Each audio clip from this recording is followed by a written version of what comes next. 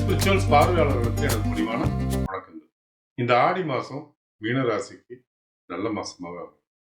ஏன்னா உங்களுடைய ஆதாய ஸ்தானத்துல இருக்கிற செவ்வாய் உங்களுக்கு ஆதாயங்களை கொடுக்கறதுக்கு காத்திருக்கு. அதே நேரம் அது கொஞ்சம் தடை தாமதத்தோட கொடுக்கும். அது மட்டும்தான் அதுல ஒரு கோளாறான விஷயம். மற்றபடி உங்களுக்கு வர வேண்டியது வந்தே தீரும்.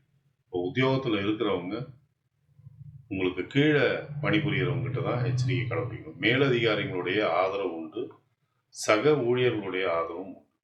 எல்லோருமே உங்களுடைய வேலையில உள்ள நேர்த்தியை பாராட்டுவாங்கன்னு சொல்லுவாங்க. சொந்த தொழில் பண்ணக்கூடியவங்களுக்கும் இது ஆதாயமான மாசம்.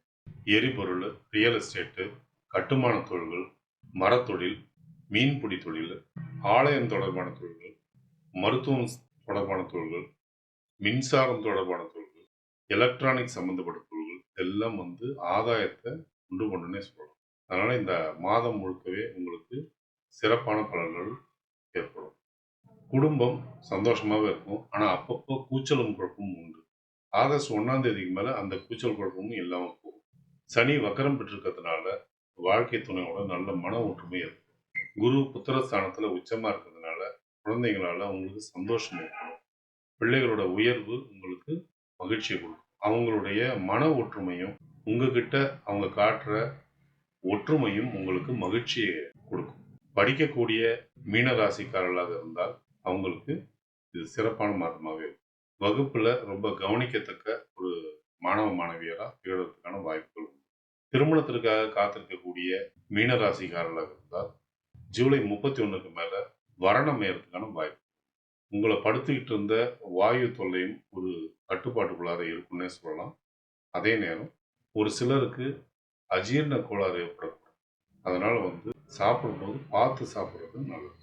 உங்களுடைய தேக பொலிவும் சரி, தேக ஆரோக்கியமும் சரி, ரொம்ப முன்னேற்றம் காணக்கூடிய ஒரு மாதமா இது அமையலாம். இது வாழ்க்கை துணைக்கும் பொருந்தும். தாயோட ஆரோக்கியம் சிறப்பா இருக்கும். ஆனா மாதம் முற்பகுதி வரைக்கும் தந்தையோடைய ஆரோக்கியத்துல கொஞ்சம் கவனம் வேண்டும். ஆகஸ்ட் 2க்கு மேல இளைய சகோதர சகோதரிகளால மனக்கசப்பு ஏற்படும். மூத்த சகோதர சகோதரிகளால ஆதாயம் ஏற்படும். இதுவே இந்த மாத சிறப்பு பலனா. முக்கிய முடிவுகளை எடுப்பதற்கு சாதகமான நாட்களை தேர்வு செய்வது மிகவும் நல்லது. உங்களுக்கு நல்ல திசாபுத்தி நடந்து கொண்டிருந்தால் பலன்கள் இருமடங்காக மாறும். சோதனையான திசாபுத்தி நடந்து கொண்டிருந்தால் பலன்கள் நடப்பதில் தடை தாமதங்கள் ஏற்படும். பாதகமான நாட்களில் முக்கிய முடிவுகளை எடுக்காமல் இருப்பது மிகவும் நல்லது. ஒருவேளை உங்களுக்கு நல்ல திசாபுத்தி நடந்து கொண்டிருந்தால் இந்த நாட்களை பற்றின கவலைக்கு அவசியமே இல்லை. சந்திராஷ்டம தினங்களில் தேவையற்ற பயணங்களையும் தேவையற்ற பேச்சுக்களையும் தவிர்ப்பது நலம். இந்த மாதம் உங்களுடைய நன்மையை நீங்க அதிகரிச்சுக்கிறதுக்கும் உங்களுடைய தீமையை நீங்க குறைச்சிக்கிறதுக்கும் நீங்க வழிபட வேண்டிய தெய்வங்கள் குரு தட்சிணாமூர்த்தி, கைலாசநாதர், குருவோட ஜீவசமாதி.